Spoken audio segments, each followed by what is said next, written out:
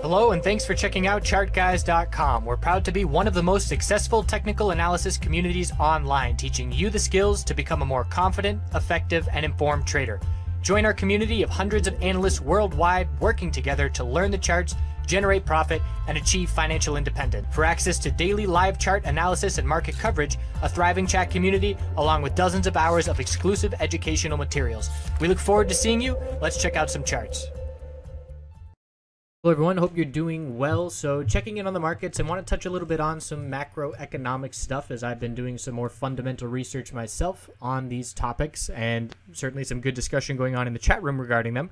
But just want to highlight the 10-year Treasury yield, as that is what a lot of people are watching right now, and that is essentially why they're watching it. To break it down as simply as possible, is the higher the percentage rate here in terms of return for the yield, the more likely people are to take some money out of the stock market and put it in this safe haven.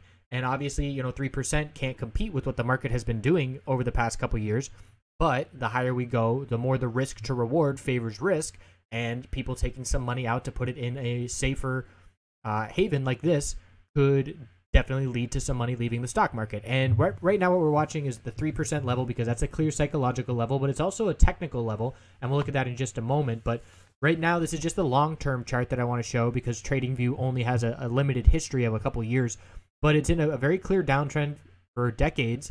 And right now, we're reaching a potentially a little bit of a bottom. We have almost a double bottom down at the lows from 2013 and 2016, and we started forming higher lows and higher highs on the weekly time frame.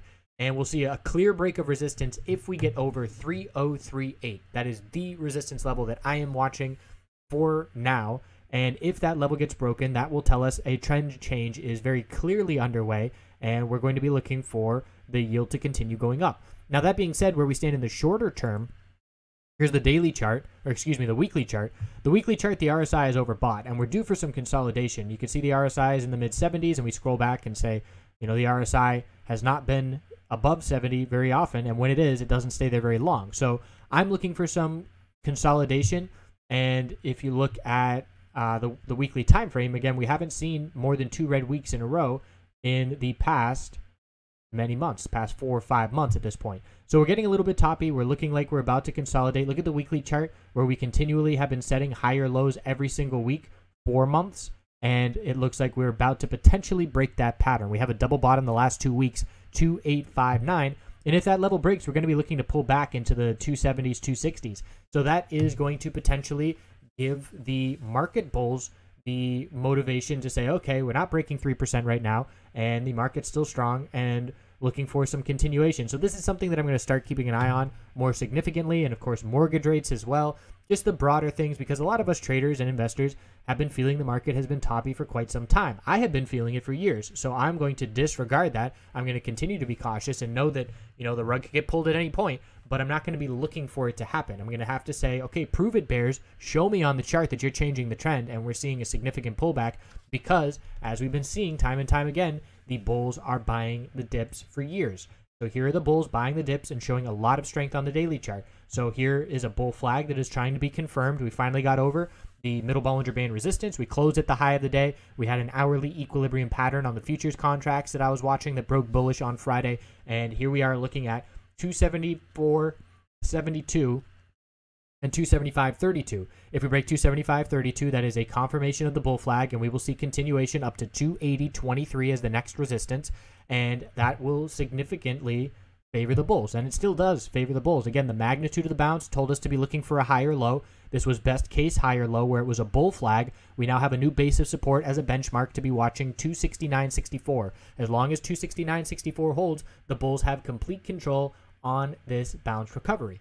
So close at the high of the day, the bulls have momentum, bull MACD cross, RSI crossing 50, all kinds of indications that tell us this bounce is still going for these bulls. The weekly time frame, inside bar last week, inside bar 2 weeks ago, and we're looking for a break of these inside bars, potentially to start this coming week. Bull MACD cross would not be that far behind. That being said, I would be extremely shocked if we were able to go from a low back to an all-time high here. I would expect a weekly equilibrium to have to form, with our high, low, looking to set a lower high, perhaps around the 280 mark, and then have to consolidate and form a higher low on the weekly. So we'll have to see how it plays out. Again, one day at a time, and the one day at a time strategy definitely told us the bulls are holding on just fine. This consolidation compared to the size of the bull move, the pullback was about 15-20% at most.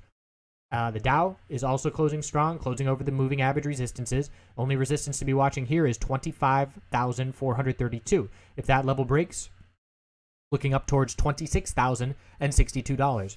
And our new benchmark of support is down at 24,793. And essentially everything that I just said for SPY applies here for the Dow as well. Bull MACD cross, RSI crossing 50. Weekly time frame is not up, so bear with me for just a moment.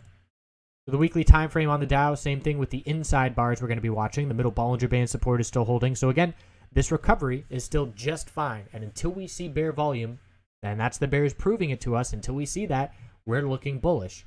IWM, also one of these stronger follow-throughs here where we didn't really consolidate much on the daily. Our benchmark of support here is 151.67, and I'm looking at resistance of 154.03 and 154.81 for the bulls to try and see some continuation. Resistance is 156.15 if we do get continuation. RSI already over 50. Bull MACD cross occurred a ways ago.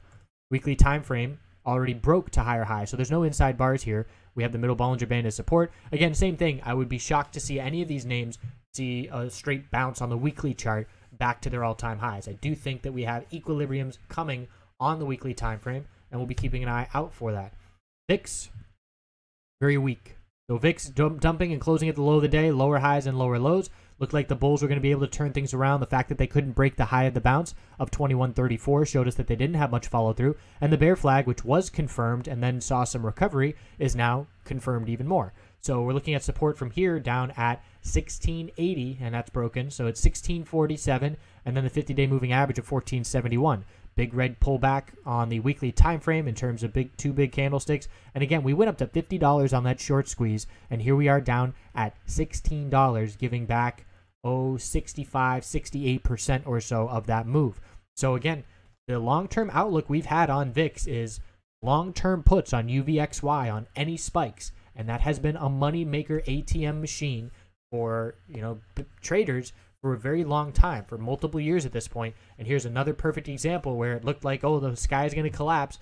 Yet again, the bulls saved the day. So definitely not going to just put the blinders on and be in all bull mode. I'm going to be watching for signs of weakness. But again, until it shows up on the chart, I know these macro events are pointing to some serious questions, but until it shows up on the chart, we have to keep in mind that, there's a lot of money and a lot of bulls wanting to keep things propped up. Even when we had the 2008 financial collapse, it took a really long time for, downgrades to come in, and they kept things afloat with upgrades and things. So don't underestimate the power of the bulls to keep this run going, and we'll certainly keep checking in every day. I hope you have a good rest of your weekend.